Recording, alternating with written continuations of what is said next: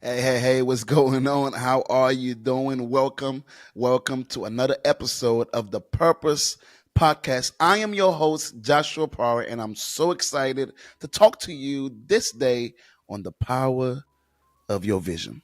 That's right, the power of your vision. A few years back, I was in the gym, and I'll be honest. Um, I was just down and out. I was sad. I didn't feel like working out, and I was just exhausted from life and everything that comes with life. And I began to talk to God while I'm in the gym, and I was not even working out. Sometimes we go in the gym and we just kind of be on our phone, and that feeling of being in the gym makes you feel like you're working out, but you're really not. So that was me. I was in the gym, and I felt like I was working out, but I was just sitting there, and I was just a little bit frustrated. And I was like, God, what's going on? And I'm tired. I just feel a little bit exhausted. And the Lord began to speak to me about something that I thought was pretty funny. He began to say to me, all the things that I've laid on your heart, you don't want to accomplish them. Now, that sounds like a huge accusation to me because I'm like, I do. I want to live a life full of purpose. I want to live a life that changes my generation and the world to come. And he says, no, you don't. I said, what do you mean? He says, you don't have any vision. You don't even believe in the dream or the vision. Now I'm thinking, the Lord is about to reprove me and give me something that would blow my mind away, and maybe my heart is not where it needs to be. And He says, you don't have any vision, or you don't believe in the vision, rather, because you're not working on your body. That didn't make sense. He says you're not exercising. Your inability or your excuse of not exercising lets me know that you don't even perceive a future for your life because you're not even pushing your body or readying your body rather for that future. And so me not exercising my body was an indication that I did not care about the future. Needless to say, I didn't care about the vision. And so everything that concerns vision, the Lord begins to teach me that vision is what guides your decisions. And so the way that I show that I have vision for the future and I have a vision of where I'm going, it is seen in my actions now. And so I begin to look up the simplistic definition of vision. The simplistic definition of vision is the faculty of being or the ability to see, to just see, the ability to see. Now, with our physical eyes, we can see. I can see around my room. I can see around the studio, and it's nice. I like the lights and all those different things. I can see. But when we're talking about a vision, we're not talking about a physical eyesight. We're talking about an insight, a foresight, being able to see beyond what's now. Do you have a vision? The power of your vision. Everything we do is led by vision.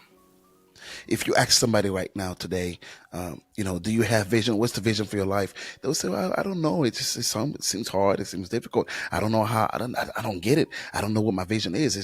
It's a lot on my mind. It's a lot on my plate. But every morning, every afternoon, every evening, we do everything based on vision.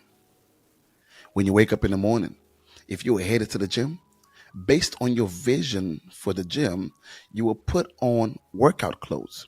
No one goes to the gym with the intention of working out with a full-blown three-piece suit, unless they're a content creator looking to maybe make some money off the views and the laugh. Nobody goes to the gym with a full-blown suit on. Why? Because their vision of what's at the gym, what's in the gym, influences their decision to put on the outfit that matches that. In the same way, no one would goes to the store full blown naked because their vision of I'm going to go to the store and be around people requires me to put on something that at least cover my body. Everything you do is led by vision.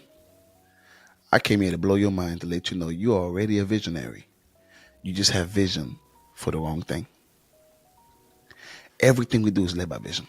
We turn the TV on because of vision.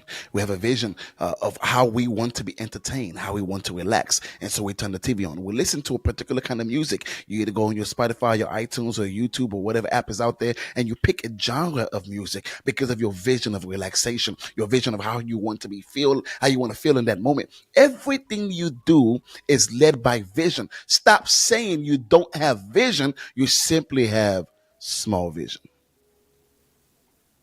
Every decision you make is led by vision. Whether you know it consciously or you know it subconsciously, everything you do is led by vision. So the first thing we must do, we must demystify, debunk the myth that you are not a visionary. You are a visionary. Your vision is just too small. So now how do we get to see the power of our vision? Number one, vision is not for the past. Too many of us, our eyesight is stuck on what we used to be, on where we used to be, on who we used to be, on who was in our life. And when your vision is in the past, you cannot even live in the now, neither can you see a future. Vision is not for past. Can I say this also? Number two, vision is not for now. You see, when you are dealing with vision, you cannot simply call yourself a visionary if all your vision is deals with the now. If everything concerning your life and everything concerning your faculty and how you think functions only within now, then unfortunately you don't have a big vision. You see, when you're dealing with a big vision, vision deals with future. It deals with a futuristic thing, a futuristic goal, a futuristic idea. What is the idea? What is the goal? What is the mission? What is the purpose for your future? Where do you see yourself in the next 5 years? Too many of us, we may say, well, I don't know. I don't know what holds tomorrow. I don't know. But we do know. We plan everything else. We plan for the weekends. There are people who say, well, I don't like to think about my future. But you do. You plan on what you're going to do on Friday. Whether that's nothing, whether that's to relax or not, we have a sense of a future in our mind. Every one of us do. We plan the thing we're going to do tomorrow. Man, I got to take a shower tonight because I'm heading out in the morning. I got to do this. We have natural vision. The problem is your vision is too small. You're already a visionary. You were born with that ability. You cannot escape it. You can't change it. You can't do nothing about it. You were born a visionary. The very God that created you was a visionary. So in you, it is the unstoppable reality that no matter what you do, you are a visionary. The problem is your vision is too small. Where do you see you in 5 years? Physically, mentally, emotionally, financially, spiritually. Where do you see? You see, vision is the ability to see. Even if what you are trying to see does not look like what you see now. Where do you see you in 5 years? Where do you see you in 10 years? Where do you see yourself going? Maybe you're in a job that you don't like. Maybe you're in a relationship that you don't like. Where do you see that relationship going? Where do you see your career going? Sometimes we don't take the due diligence to just sit back and say, let me just write down. Even if what you're writing down is a hopeful wish, it's still a vision. You cannot make any decision or do anything worthwhile without vision. Vision is what leads you. Vision is what keeps you alive. Many people have died or have hurt themselves or harmed themselves because they lost the vision for their life. Where do you see yourself in 5 years, 10 years? Where do you see you being? You see, for you to be able to have vision, you have to be able to dream. You have to be able to be creative. My son, he does this thing with his toy. It's so hilarious to me. He has names for them and all those different things. And so whenever he gets to playing, he has this truck and they're like boom, boom. And I'm just so like flabbergasted watching him go. And I'm like, man, like, that's just a regular toy. It's a regular thing. How is he so fascinated with this? How is this keeping his attention? But as a kid, his imaginative thoughts has him seeing what is now, what is in the current, as something that it's not.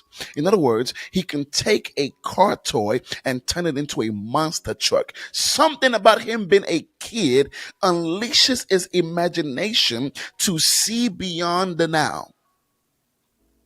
The problem is, at some point, pain, hurt, manipulation, people causes our imagination to disappear. Imagination is not for kids only.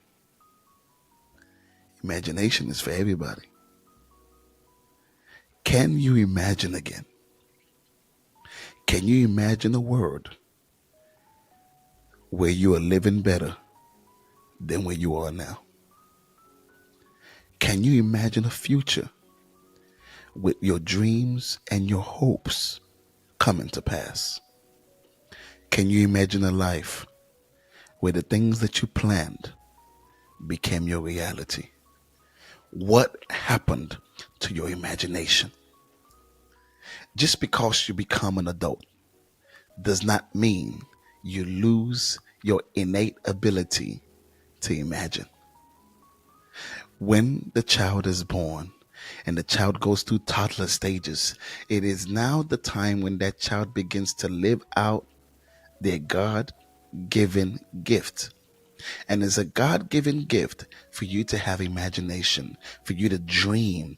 It is a gift to humanity. It is not just a gift to kids.